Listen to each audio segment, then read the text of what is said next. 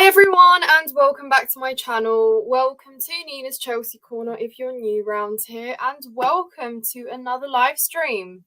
Third one on the channel, guys. Quite a bit has happened last week, yesterday, surrounding our football club, so I thought I'd do a live instead of trying to fit everything into one video. And yeah, it's been a while since I've spoken to you guys. I'm just gonna post it on my socials to get a few more people to join.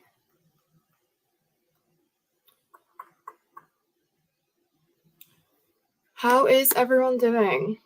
I don't know why my comment section is frozen. Oh, there we go.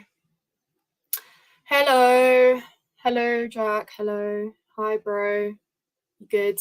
How's everyone feeling? And also I do want to touch upon the Chelsea women's game last night against Real Madrid. If anyone watched it, I'm sure you will all know exactly what I'm referring to, but we'll get into that shortly. Obviously, the whole Abramovich thing has sparked up on the surface, saying that we're basically... Oh,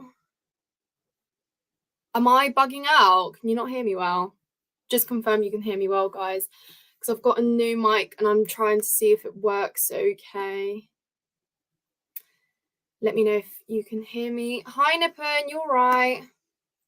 Do you think we'll sign Osimhen? Do you know what? We'll get into that as well, because there's been so much news all of a sudden. It's like we can't catch a break, and it's in a good way, to be fair. Like, we've had a really good week, 2 really good results from Monday to Sunday. Of course, it has, yeah, just been incredible to watch. I was at both games, and it's safe to say I think they're going to go down as the best games I've seen live, hands down. Yeah, Chelsea women got robbed, guys. Broad daylight robbery. If we want to talk about poor officiating and referees, then this is the perfect example, because it wasn't just one. It was 2 horrific decisions that basically denied us the win. That was an easy 3-1 game for us. And Emma Hayes was so right in her interview. It's clear as day. Like, I don't know, unless you're not watching, I don't know how you make those decisions. First of all, a penalty that was not a penalty. It should have been a free kick. And yes, it was given as a penalty. Obviously, Olga Carmona put it away. She bagged herself 2 goals, but yeah, wasn't happy about that. I'm good, thank you. How are you? Hear you fine. Thank you for letting me know. Oh, it's just a delay. No worries. I appreciate you telling me. Perfect. And the ref of Man City game, oh my God. Yeah, again, I mean, of course it had to be Anthony Taylor for that one, didn't it? Just to add to the whole atmosphere, it just had to be Anthony Taylor. And you know what, guys? Had that game gone a little bit differently, where we were beaten by Man City, essentially, we would have been having a whole big conversation about that. But I feel like it was overshadowed by how good Chelsea played and just how positive the evening was in general, that I feel like we sort of brushed that under the carpet. Because I'm pretty sure there was a Kyle Walker handball there, and there was a foul on Gallagher as well that wasn't given, and then it led to that Rodri goal after. Yeah, that's just Anthony Taylor on Chelsea for you. Nice one for Chelsea coming up with a brighter permanent. Yeah, do you know what? I was so worried about these 2 games in particular. Obviously, Tottenham away and Man City at home. And they turned out to be the best games of the season. It's actually insane. And to be fair, Monday, great result. Obviously, the red cards and the offside goals and the ruled out goals just created a dramatic atmosphere. But the performance wasn't great, let's be honest. Sunday, however, fast forward to Sunday, completely different Chelsea team. Like, what did Pochettino feed those guys during that week from Monday to Sunday? I want to know. Watching live from Nairobi, Kenya. Wow, thank you so much. Hello, and thank you for joining. Everyone against Chelsea. Guys, come on, we know our football club. Everybody will be against us until the ends of the earth. Think about even yesterday, for example, the whole flashback from the past with Abramovich and trying to get us points deducted and whatnot. Guys, I don't believe any of that for a second. I'm not saying Abramovich was a flower and he was absolutely flawless. Everyone has made mistakes like that with payments and things like that. And yeah, it's not going to happen, is it? If Man City get away with it, so will we. Evening. Did hear that Arteta got a disciplinary from the FA. Oh, did he? Well, yeah, I mean, it's just complaints. At the end of the day, every single Premier League side, and as we can see, it's in the women's game too, is going to be on the end of a wrong decision, of poor officiating. We have seen it. It is continuing, and frankly, it doesn't seem to be getting better. So, where do we go from here? Cole Palmer, cold. Yeah, guys, I literally obviously put him in the thumbnail. I think Cole Palmer is hands down one of the best players this season. And some people might say you're overreacting and he's only just come in. But guys, it almost is quite embarrassing that we brought in Cole Palmer as an addition to the squad or someone to provide sort of depth and rotation. Cole Palmer is literally undroppable. He has already had what? 4 goals, 3 assists, something like that, if I'm right. And yeah, penalty spot, whatever, but at least we actually have a penalty taker after Jorginho. All I can say is hold that, Arsenal fans. Will Chelsea sign Osimhen in January by the end of the season? Well, I don't think so. I think if we will be signing him, it's going to be next summer. It's not going to be over the January transfer window. But if anyone's listened to the Jonaby WUCL podcast, I think it's called the Obi-Wan podcast, he did reveal that he's been in talks with Victor, like obviously they're close friends, and he's been convincing him to come to Chelsea as opposed to Man United, which I think is the other option. Ew.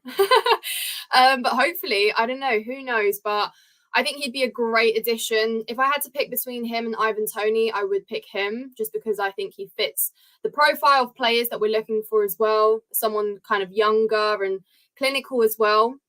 I think Ivan Toney will go to Arsenal, in my opinion. Heard the rumour of Werner to Palace on loan. Are you joking? Is that true? No, I don't know if you're joking. I've not heard anything like that, Drew. I want to see evidence. Chile out for the rest of the season, apparently. Really glad Cuckoo is stepping up. Yeah, well, guys, look, at the end of the day, we know that Ben Chilwell, as much as we love him, he's not reliable. He hasn't been in the last 2 seasons. He comes and he goes, and sadly, we just can't rely on him. Like, do you remember it got to a point where we were literally relying on Lewis Hall as our first choice left back because Chilwell was out and injured and Cucurella just wasn't being trusted.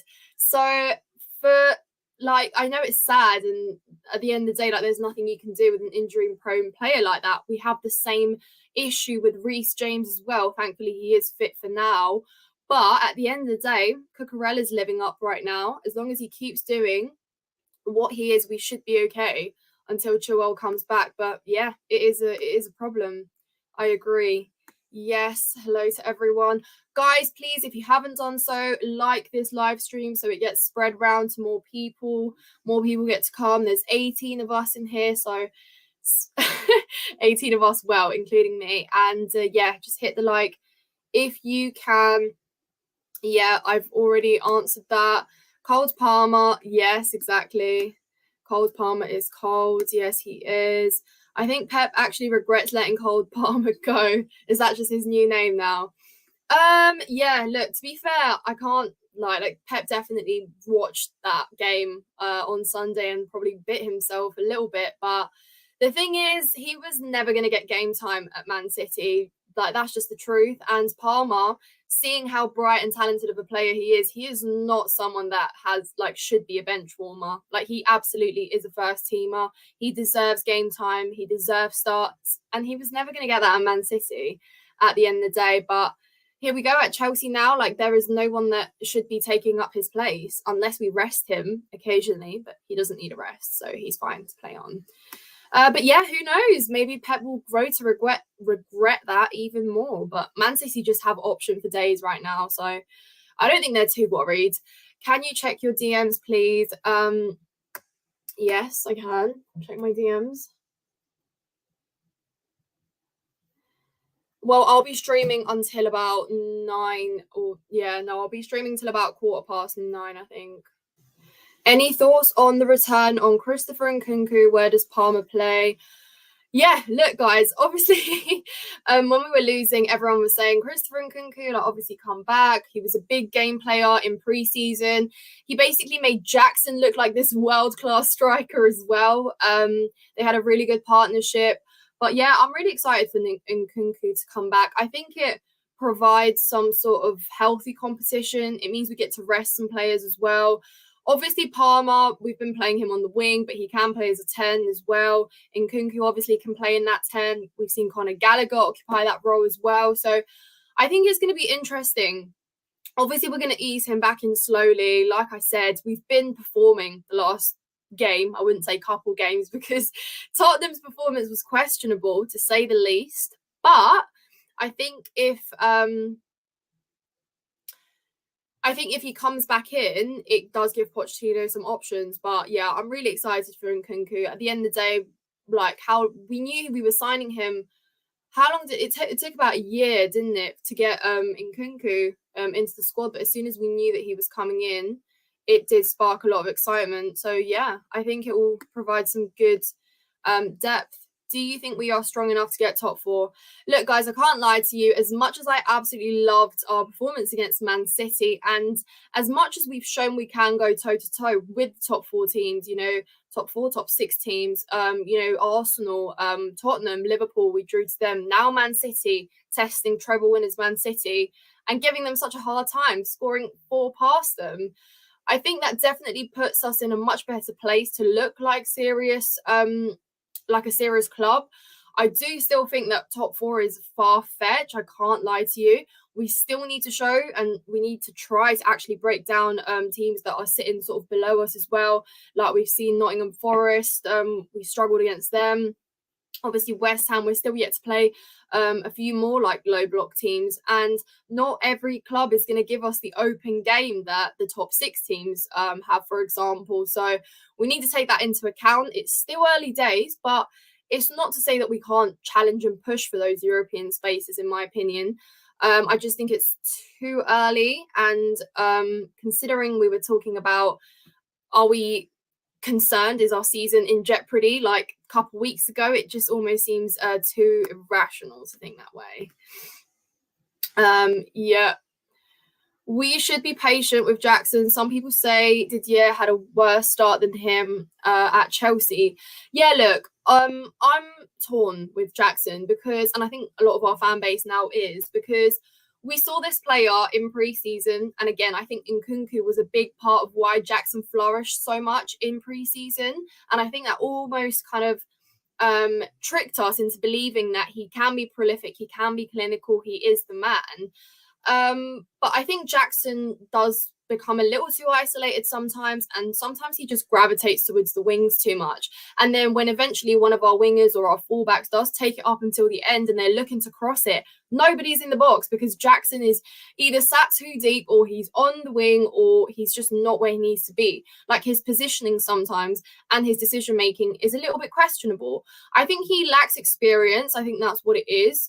I think he has potential, though. That's what we signed him for. But in terms of being number 1 striker moving forward, someone that's going to bag you 20 goals a season, for me is a question mark. I think, though, he will get better, and whether he can continue to score. Obviously, he was lucky. Not lucky. Sorry, I'm not going to say lucky. He was lucky with that hat trick, though, on Monday. Let's be real. Had it been 11 men, maybe Jackson doesn't find his way through Tottenham's defence the same way. Obviously, Man City, it was a great instinct striker finish, is what I call that. Like, the fact that you followed up Gallagher's shot is quick. I think he's better at I think he's better when he doesn't have too much thinking time on the ball, if that makes sense. Like, when he dribbles and he overdoes it, sometimes he loses his feet and he gets dispossessed. But Jackson strikes me as a physical player, so I'm a little bit confused. I think he's got potential, but I think he's raw for sure. With all injuries back, what's your starting 11? With all injuries, well, obviously Nkunku is coming back. I think Lavia is training now as well. But at the end of the day, you don't want to switch things too quickly for me. I think we need to ease players back in slowly. Obviously, like we did with Reece James, we didn't just start him as soon as he was fit, because then you risk getting the player injured again, etc. And again, it can always be quite tricky. But I think Nkunku makes it as well. It would be great to see him. I think Gallagher maybe gets a rest. Do you guys think that Pochettino is ever going to drop Gallagher? I know he's been incredible, but like, will this guy get a rest? But in order to see some more players and some sort of rotation, I think at some point Gallagher might be benched, but obviously there's no reason for him to be anytime soon. But yeah, I wouldn't make too many changes to our starting 11 because I really like what Poch is doing, where he's playing the same group of players and he's just making a few tweaks sometimes, or changing the formation, or where we have an injury he's switching it up. But on the most part, he's keeping it consistent, and that's what I like. Last season, Potter was aimlessly rotating with new players. It just didn't make sense. I like that Poch is trusting players, even when they have a bad game, they still start. And obviously, we're still waiting on players like Madrid to get starts too. So I think it's great that we've got a large selection of players, but we're making like rational decisions on how to rotate them. And it's not just a new starting 11 every single week. It's all over Twitter. Well, I haven't seen Twitter, but if that's true, then you will be one lucky Palace team. I love Werner. And yeah, I think he was massively underrated. Again, just another player that his time in the Premier League wasn't that crystal, really. It wasn't that much fireworks. Looks like Cuckoo got the left back spot now. Yeah, obviously he occupied that right back spot. For Reece James, who was injured, and for Gusto, who obviously had the suspension. I think, again, it's really good that Cucurella is obviously firing away right now. I mean, he didn't have the best start to life at Chelsea last season. But again, like, who even did have a good start to life at Chelsea last season? I almost feel like last season just shouldn't count for the new players that arrived through the door. So I'm going to give Cucurella the season. Like, let him do his thing. If he is performing the way he is, he's given the best wingers in the Prem a hard time, shutting them down left, right and centre. Keep at it. I love to see it. And yeah, I feel like he's another player that's just playing with a point to prove, because obviously the fans didn't completely understand him last season. Like, we weren't familiar with what he was about. He cost us in a lot of games. He made mistakes, but equally, guys, do you remember that man of the match performance he dropped against Dortmund? Who do you dislike more, Arsenal or Tottenham? Both. Period. Cool Palmer. Cool, guys. We're switching it up with his nicknames. I love it. Running from the left. What? Am I just being stupid? I don't understand that. What are you saying, Father? Sanchez. What about Sanchez? Yonina, my favorite YouTuber. Thank you so much. I really appreciate that. I love your content. Thank you so much for watching. I really appreciate all of you guys, by the way. All 25 of you in here watching me waffle. Thank you for being here. And obviously like this video if you haven't done so. Who will be bench once Christopher Nkunku is back? Yeah, this is what I just said. I covered that. Cole Palmer is giving me joy. He's giving us all joy, guys. I almost feel like the players that you don't hype up too much end up doing better. Like Cole Palmer, some people were even disappointed to see that he was the surprise signing of the summer. People were expecting us, like, weren't we even going to sign Doku as well at one point? But I think that the fact that he came with not too many like expectations on him just sort of took the pressure, it alleviated the pressure a little bit, because when you don't have all eyes on you, expecting you to bag the goals, you to get the assists, it almost makes things a little bit better, I guess. And I mean, Palmer doesn't strike me as someone that feels pressure anyway. Like, he just looks like he rocks up and yeah, can play the best game of his life and then just casually like leave like nothing happened. Sign him up for okay, I feel like you guys are just talking about something I don't understand. Big up. Yes, big up. Thank you so much for watching. Top 4 is a hope, not a reality this season, in my opinion. We struggle against teams that low block and sit deep. I feel we just get frustrated. We can't take our chances in then games and then we lose. Yeah, I think that's spot on, really. Like I said, I'm not someone who's going to get carried away from a really good Man City game and say, yep, top 4, it's there. I think it's still going to be a struggle, like you said. For us, it's an improvement. I'm taking it game by game. I almost feel like it's still going to be harder to play against those low block teams, and breaking them down is still going to be the biggest challenge. We've seen that goal scoring has been a problem for us. Maybe not so much in these big games where we are left a lot of space in behind and we can sort of roam in those pockets and stuff. But when teams do sit back, we just end up passing it side to side. Like creativity leaves the door, ideas leave the door, confidence leaves the door, and then more time than not, we just concede on a counter. And then it's like, well, yeah, go chase the equalizer. Like, honestly, I feel like that Man City game was just an anomaly, because whenever we've conceded at home, guys, like, we know the script. It's done. Blow the full-time whistle, 1-0 or 2-0, and then, yeah, Chelsea aren't coming back. So it really was a breath of fresh air to see that we actually did come back. Not once, not 2 times, but 3 times. Thoughts on Chelsea, how they defend as a whole team? Guys, let me just... Honestly, I feel like someone should set like a timer, see how many words I can speak in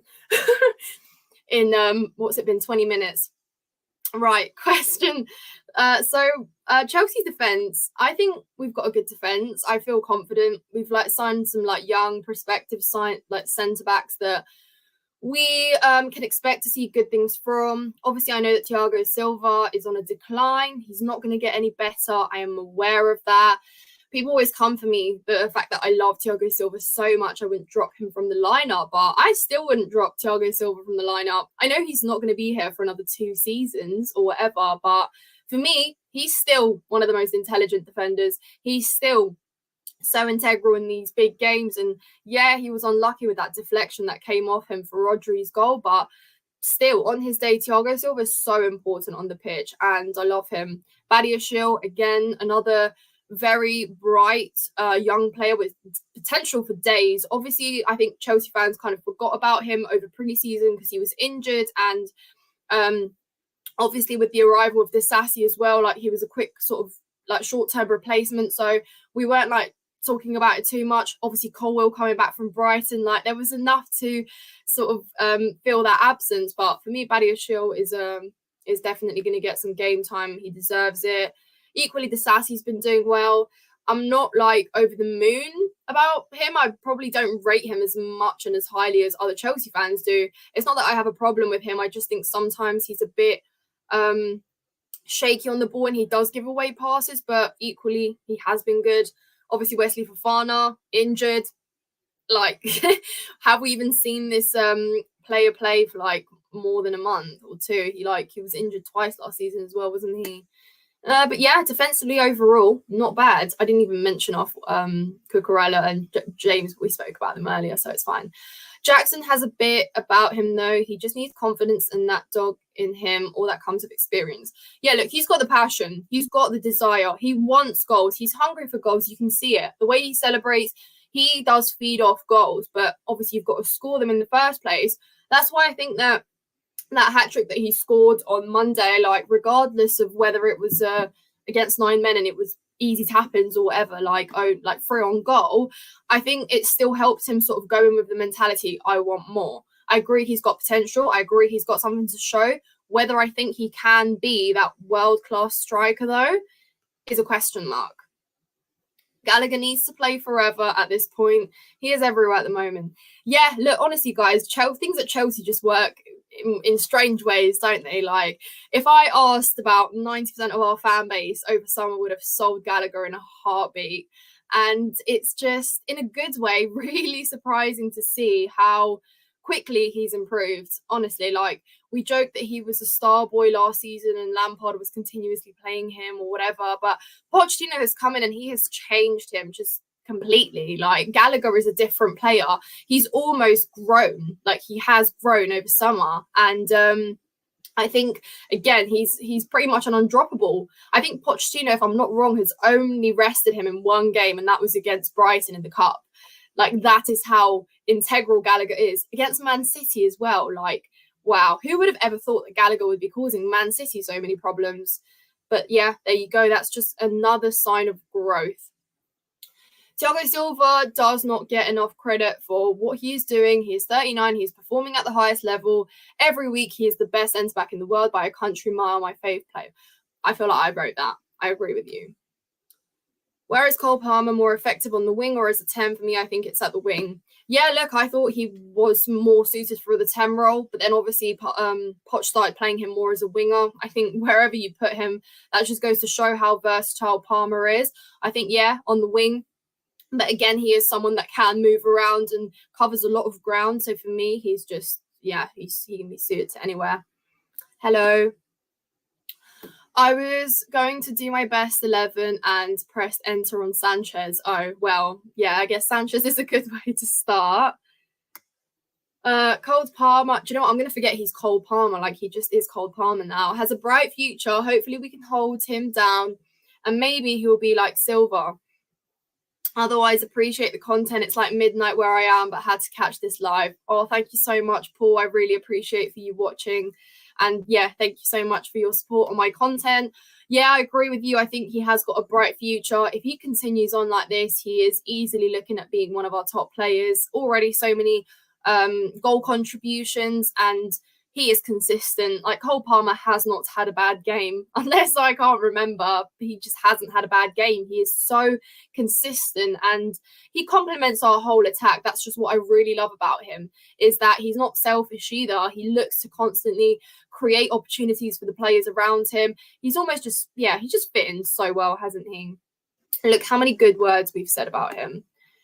I was excited when we signed Palmer. I knew he was icy. Well, yeah, there you go. Like, Lydia, you knew, but not everyone was with you on that wavelength.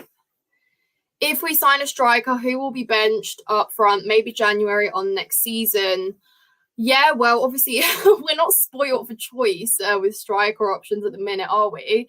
Obviously, like, centre forward wise, Breuer is now fit as well. He got obviously some game time against Man City, won us that penalty because Ruben Diaz decided to go in for that challenge.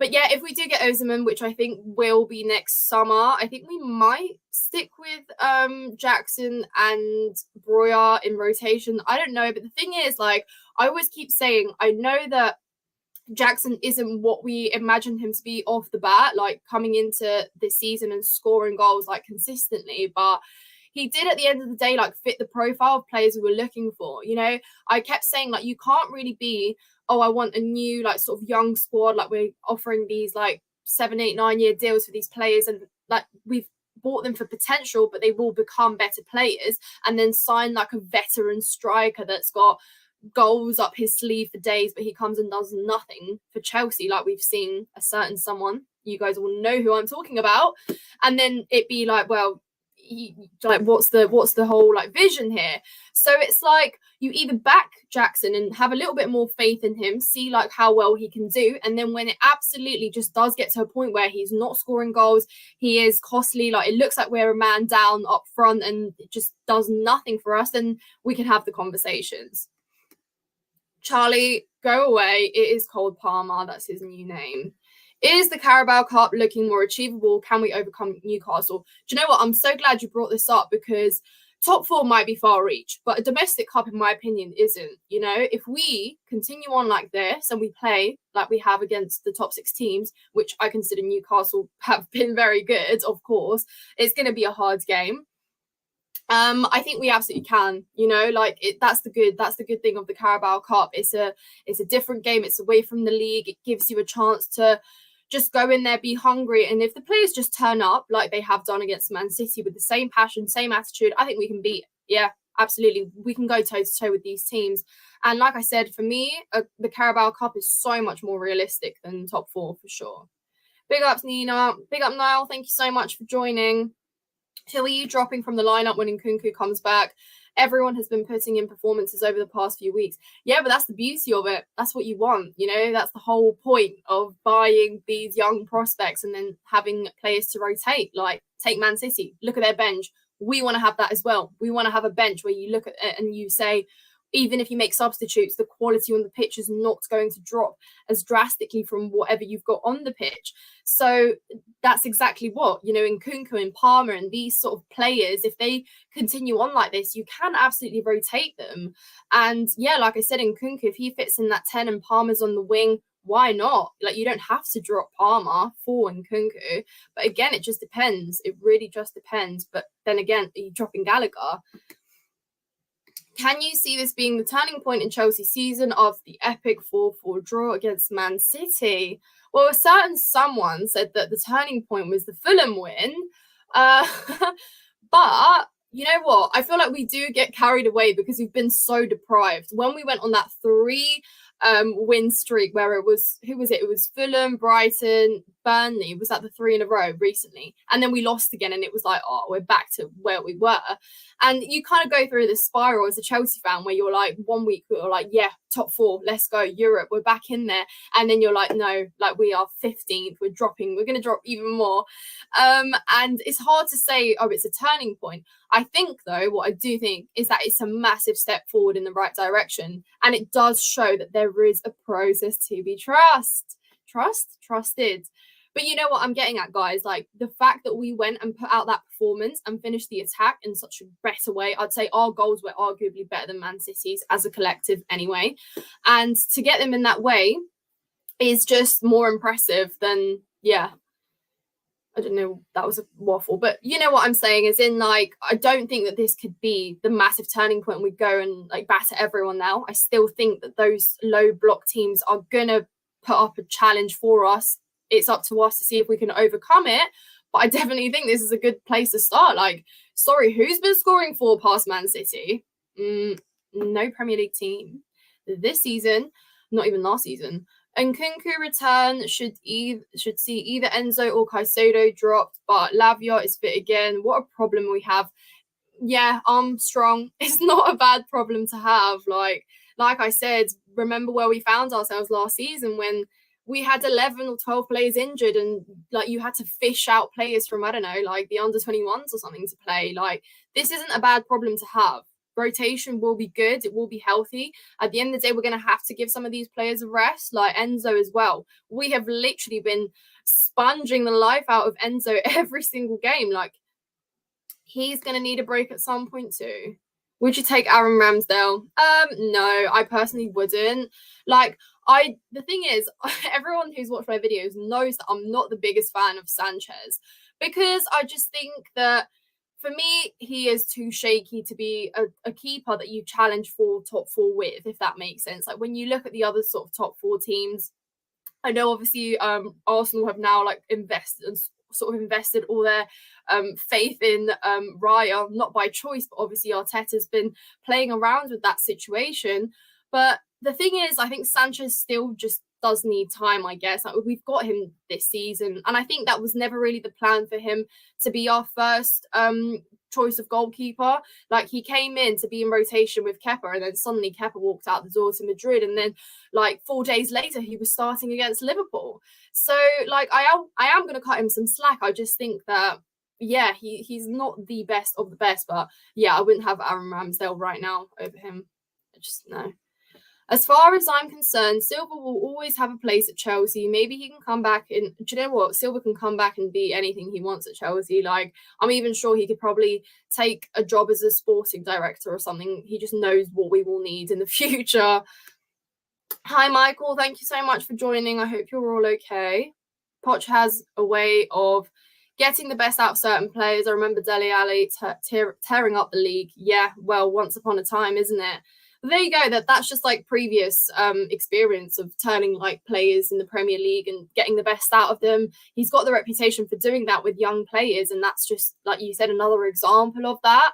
And I really think that he does deserve the time, because we have got quality players. Like, look at the squad we have. We've acquired good talent. We have good players. It's just about giving them time, because none of them are well established. None of them come from leagues where they've been bashing in goals, where they've been, player of the seasons, like for 3 seasons in a row.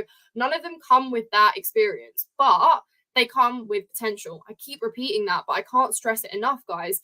There is a reason we've been acquiring talent from like around the world, like as far as Brazil, and loaning players out, because we do believe that they will be in the future those players that you look at on the market and you want.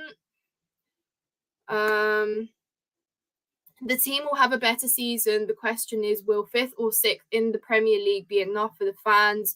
For me, anything is better than last season. Michael, I agree with you. I'm also a fan that thinks after last season, like, anything's going to be a step in the right direction. Look, like I said, I'm repeating myself. I don't think top 4 is that realistic. But I don't see why we can't push for those like European places.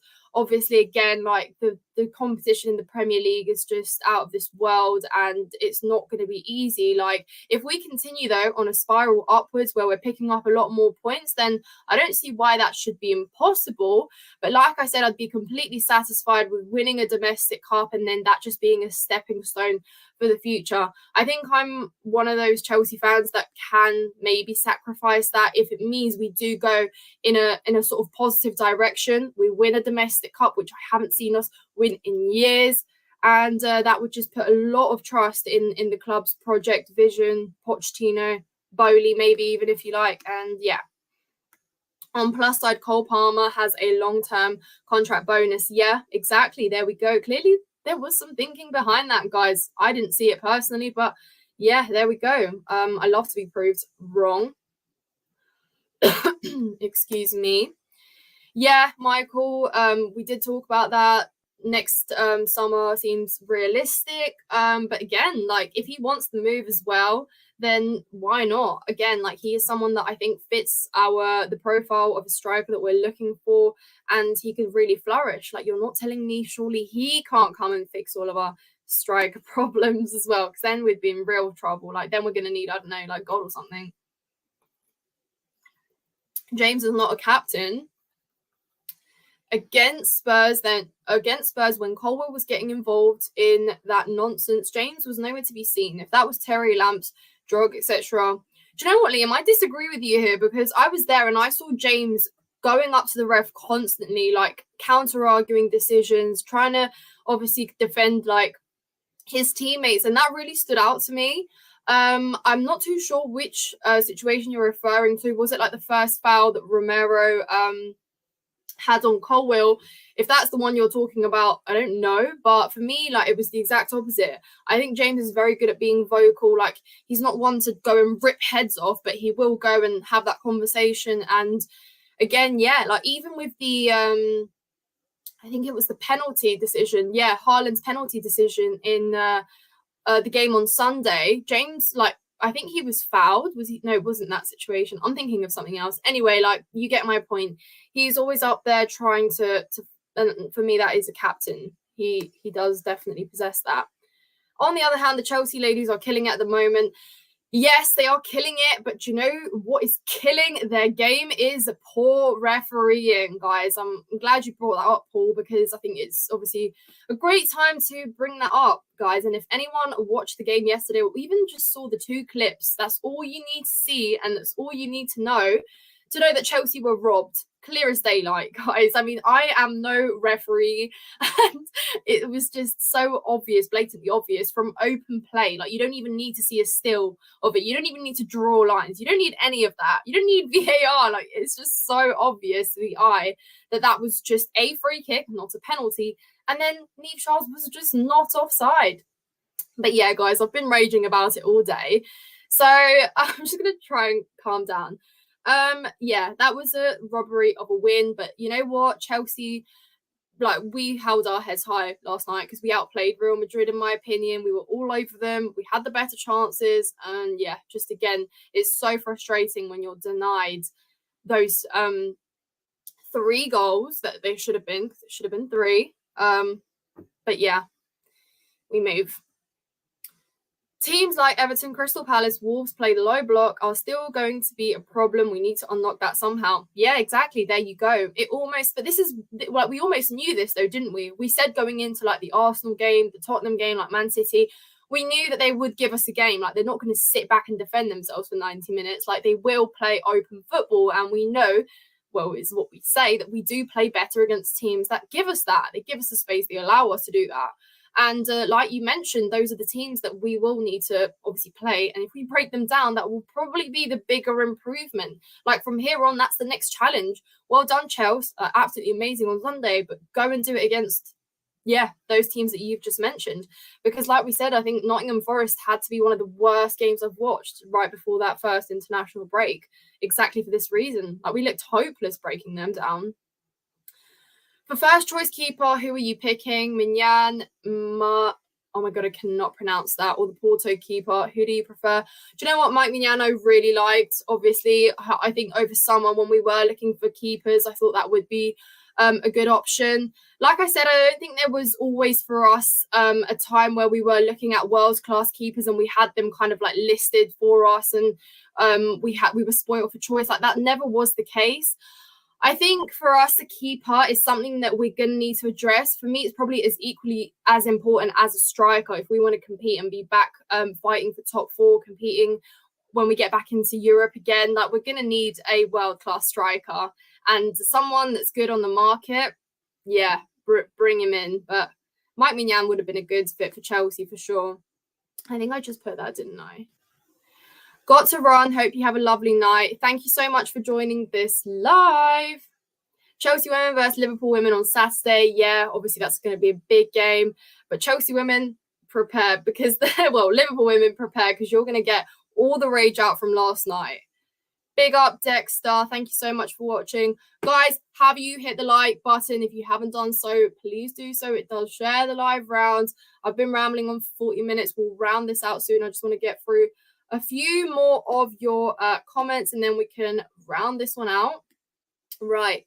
So, Dexter, old Chelsea DNA is back. Yeah, well, that's a big statement to make, but part of our old Chelsea DNA is back. Instead of buying players, Chelsea needs to buy refs. That's the way teams like Man City or Real Madrid win trophies consistently. Even their women's teams have referees. Well, yeah, there's a statement from Logan. Thoughts on Emma Hayes leaving Chelsea? Oh, don't remind me. This makes me really sad. As much as I love her and as much as I know she dreams of this job at USA, and I know she's going to go there and smash it. She's going to flourish. A selfish part of me is obviously just heartbroken at the fact that she is going to leave. I just pictured Emma Hayes being at Chelsea forever. But obviously all good things come to an end. And like I said, she deserves to go and live her dreams. She deserves to go and conquer new heights, reach new heights. Obviously, she deserves to be the highest paid women's coach as well. What she has done for the women's game is just incredible. You know, since the WSL blew up as well, she's been bossing it as for fun. She's taken Chelsea to new heights, and at least she can leave behind this really well constructed machine of a Chelsea Football Club that we are. And I think she will go out with a bang. I mean, obviously Champions League would be incredible, but even another WSL to top it off would be absolutely unreal. But yeah, I am really sad. Thanks for your informed content, young lady. Thank you so much for watching. Right, guys, a few more last comments. Thank you so much. Hello, disgusting behavior from refs. Yes, well, that's refereeing for you. Oh, guys. Wow. Okay, well, I'm going to round this out now because it's getting to 43 minutes. And for those of you who have stayed here until the end, thank you so much, guys. I'm so grateful for all your support. I love reading your comments. I love interacting with you. Thank you for helping me grow this channel, for, just commenting and everything. And honestly, I'm so appreciative of every single one of you. Obviously, you know, I'm still learning the ropes, so everything you say, I appreciate, all the feedback. You live and you learn. But guys, obviously international break. Enjoy the break. It's good to end it on a note as we did, as opposed to the previous couple international breaks where things have been a lot more dull. But it's good that Chelsea gave us something to be proud of on Sunday. Passion, fighting spirit. That game had it all. So yeah, guys. Like I said again, like this video if you haven't done so. Thank you so much for joining and tuning in. And I hope you have a lovely night. I'll catch you in the next one. Thank you.